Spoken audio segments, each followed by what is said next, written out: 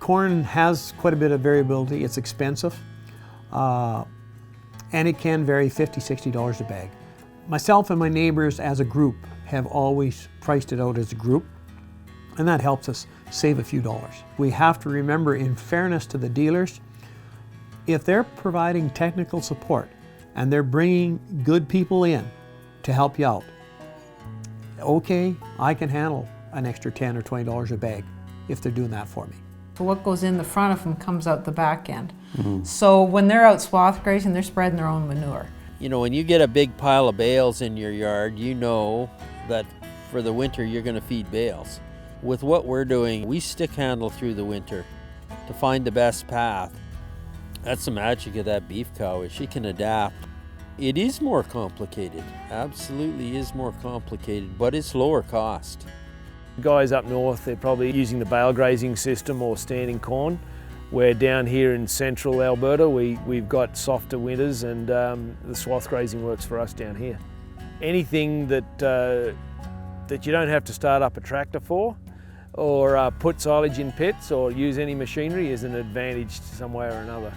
We're just trying to push our inputs down. It's the only line that we can really control, because our industry is price takers, not price setters, but at least we can push this bottom line down, so try to make it more efficient. We run our cows in the earlier part of the winter on straw bunches made behind a combine, and we found that that's probably the least cost system for running cows in the winter. It's a byproduct of combining our crops, and it adds from $30 to up to $70 an acre on those grain crops.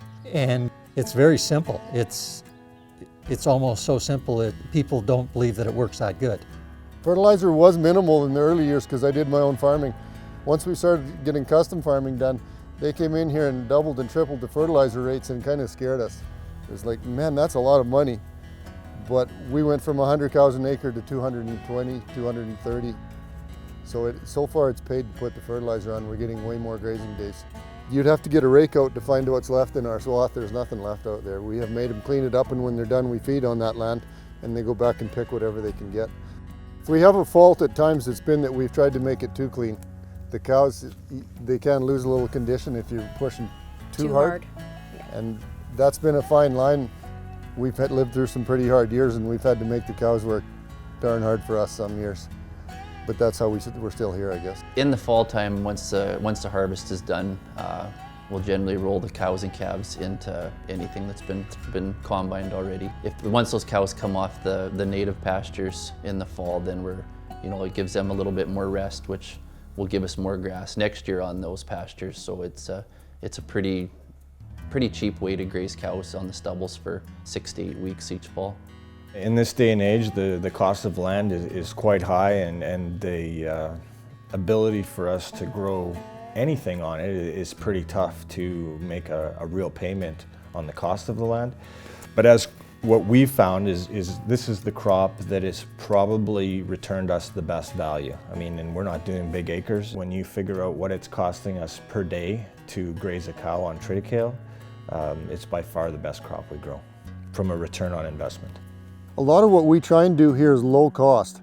So it's a good place to start, because if you're trying to change things, you're not spending $500,000 to change them. You're spending minimal dollars to get maximum results.